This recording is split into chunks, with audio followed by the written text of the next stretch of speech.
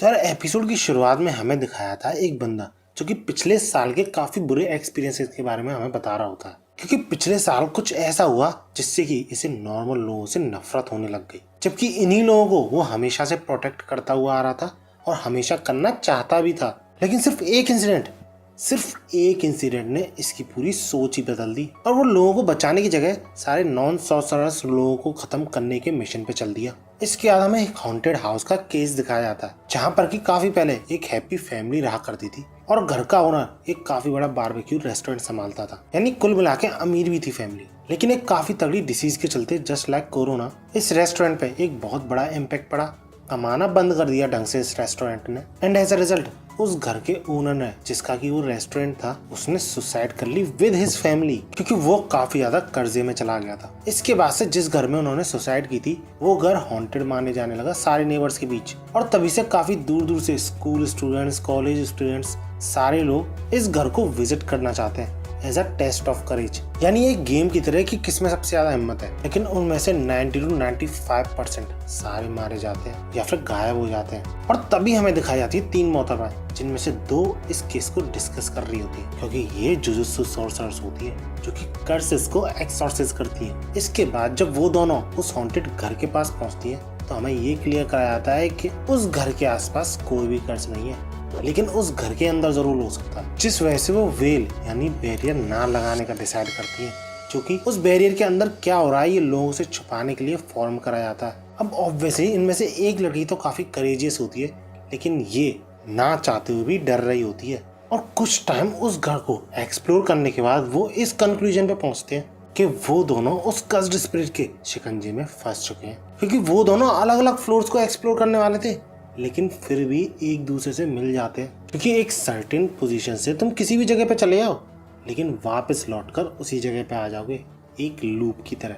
लेकिन भैया ये नॉर्मल लोग तो थे नहीं, सॉर्सरर्स थे, तो वो आसानी से इस बैरियर को तोड़ने का, इस बैरियर से बाहर निकलने का रास्ता निकाल लेते हैं। यानी अगर वो दोनों ही अपोजिट डायरेक्शन में भागे उस हॉलवे की, तो वो इस बैरियर से बाहर निकल सकते हैं और इस लूप को तोड़ सकते हैं। और एग्जैक्टली यही वो करते हैं। और पता नहीं कैसे वो घर भी अचानक से हिलने लगता है, जिस वजह से इस बंदी को लगता है कि इन्होंने कर दिया, शायद वो बैरियर से बाहर निकल रहे हैं। लेकिन ये घर सिर्फ हिल नहीं रहा था, लिटरली कचुम्बन निकल रहा था, इस घर का टूट रहा था। और ऐसी तबाही के पीछे तो सिर्फ एक ही बंदा हो सकता है, सातोरू गोजो, जो कि उन दोनों को यहाँ पे बचाने आया होता है।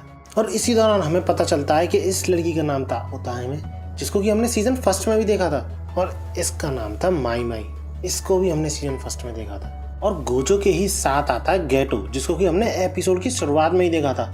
लेकिन उस गेटो में और इस गेटो में काफी ज्यादा अंतर था, तुम चेहरा देख के, एक्सप्रेशन देख के ही अंदाजा लगा सकते हो। और इन्हीं दोनों के साथ साथ वहाँ पे शोको भी आई थी, जिसको भी हमने सीजन 1 में देखा था, अरे जो अपनी कर्स एनर्जी के थ्रू हील करती है लोगों को। और ये तीनों इन दोनों मोहतरमा को बचाने इसलिए आए होते हैं क्योंकि 2 दिन से इनका कोई अता पता नहीं था वहाँ, जबकि इन्हें हाउस में यानी उस घर में सिर्फ कुछ घंटे हुए थे। और जब माई वेल यानी बैरियर की पूछती है तो वो तीनों मुंह बना लेते, क्योंकि उन तीनों ने बैरियर बनाने की सोची ही नहीं, भूल गए कमबख्त। एंड एज अ रिजल्ट इस इंसिडेंट को यानी इस घर की डिस्ट्रक्शन को एज अ एक्सप्लोजन दिखाया जाता है न्यूज में, और इस एक्सप्लोजन का रीजन गैस पाइप का फटना बताया जाता है। और इसी सिली मिस्टेक के लिए इन तीनों में डांट भी पड़ती है उस बंदे से, जो कि इस पॉइंट ऑफ टाइम पे यानी करंटली टोक्यो जुजुत्सु हाई का प्रिंसिपल भी है। जी हाँ, यहाँ पर प्रिंसिपल यागा की बात हो रही है, जो कि पहले इन तीनों के टीचर थे। अब इस फटकार के बाद गोजो अपने क्लासमेट से यही पूछता है कि आखिर जरूरत क्या है बैरियर लगाने की। वैसे भी तो उन्हें पता नहीं चलने वाला कि ये चीजें हुई कैसे, कोई ना कहीं उल्टा सीधा बहाना लगाएंगे, जैसे कि पाइप फटना ऐसे इंसिडेंट के होने पर। लेकिन गेटो इन सारी चीजों को प्रिकॉशंस बताता है लोगों की मेंटल पीस के लिए, जिनको कि वो लोग बचाने की कोशिश करते हैं हमेशा, यानी नॉन सॉर्सरर्स। और यही डिफरेंस एंड ओपिनियंस एक बहस का मोड़ ले लेती है उन दोनों के बीच, इस हद तक कि वो दोनों लड़ने को तैयार हो जाते हैं। और इसी बीच शोको, जो कि उन दोनों की क्लासमेट थी, वहां से भाग लेती है। लेकिन इससे पहले कि कुछ होता, वहां पे सेंसे यागा पहुंच जाते हैं और उन दोनों को एक मिशन असाइन करते हैं। और ये मिशन होता है स्टार प्लाज्मा वेसल को एस्कॉर्ट करने का।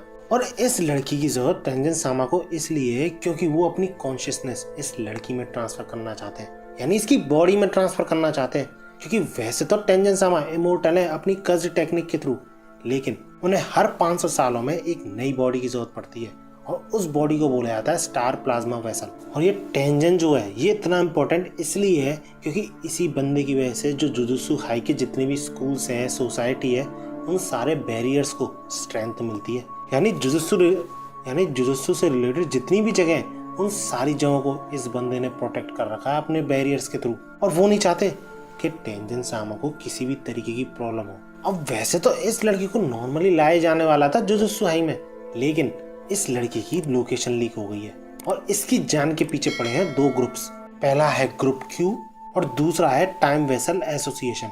अब इस एस्कॉर्ट मिशन के लिए इन दोनों को 2 दिन दिए जाते हैं क्योंकि 2 दिन बाद तेंजिन सामा को उस बॉडी की जरूरत पड़ेगी। और जब तक वो उस लड़की को एस्कॉर्ट करने के लिए पहुंचते हैं, लेकिन तब तक देर हो चुकी होती है क्योंकि ग्रुप क्यू ऑलरेडी उसकी जान के पीछे पड़ चुका होता है और अटैक कर चुका होता है। लेकिन गेटो सही टाइम पे अपनी कर्स टेक्निक यानी कर्स स्पिरिट्स का यूज करके उस लड़की को बचा लेता है। और वहीं दूसरी तरफ गोजो पे अटैक करता है ग्रुप क्यू का सबसे स्ट्रॉन्गेस्ट बंदा, ये देखने के लिए कि क्या सही में गोजो को जितना स्ट्रॉन्गेस्ट बताया जाता है र्यूमर्स के थ्रू वो उतना स्ट्रॉन्ग है भी। और एपिसोड के एंड में ही हमें दिखाया जाता है वो बंदा जिसके के लिए मैं इस सीजन में सबसे ज्यादा एक्साइटेड हूँ, यानी तोची फुशिगोरो। और जो दूसरा ग्रुप था जो कि उस लड़की के पीछे लगा हुआ था, वो तोजी को हायर करता है उस लड़की के असैसिनेशन के लिए। और इसी के साथ ये एपिसोड एंड हो जाता है। वीडियो अच्छी लगी तो लाइक जरूर करना। ऐसे ही वीडियोस के लिए मेरे चैनल को सब्सक्राइब कर सकते हो। दूसरे चैनल को भी देख सकते हो जिसका कि नाम एनिमे फ्रीक है। कमेंट्स में बता सकते हो कि तुम्हें और किस किस एनिमेस पे वीडियोस चाहिए। और भागो।